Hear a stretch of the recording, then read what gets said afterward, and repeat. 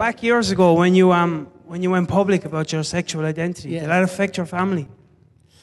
Well, you see, I was in the lucky position that most of my family were dead, so it didn't. I don't think the news travelled to Dean's Grange. I don't think there was any disturbance there.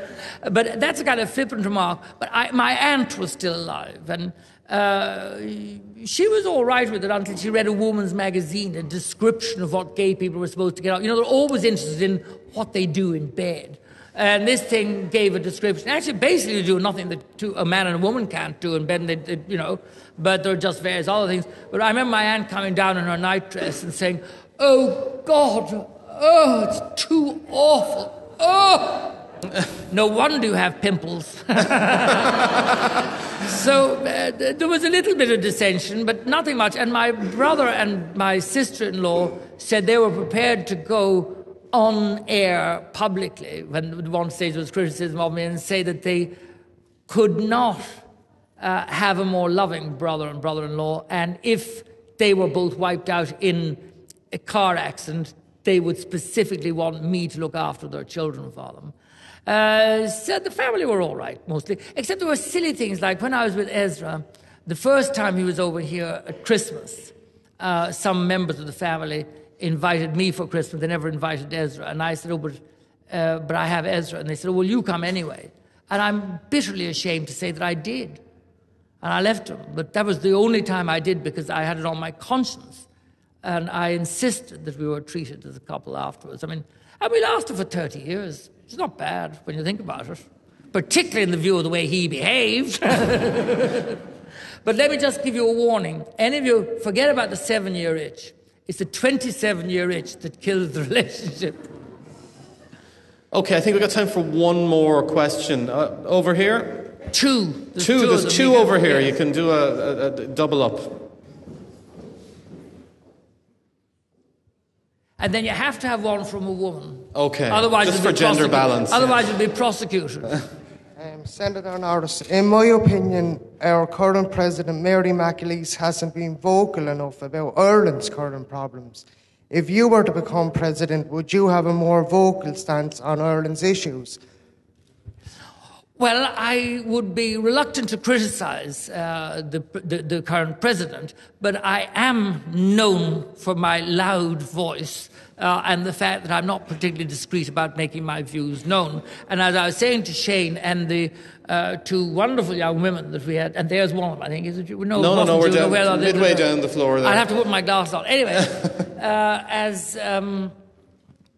I was saying to them, when I was elected to the Senate, my slogan was, "Vote number 1, Norris, for an end to the quiet life in the Senate."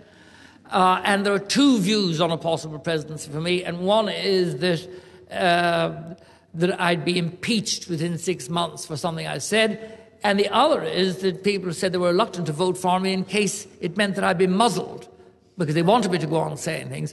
I think it's a different context, and I think you have to say things in a slightly different way. But yes, of course, I would want to speak out, because I'm outraged by what's happened to this country and the way the talent is being squandered.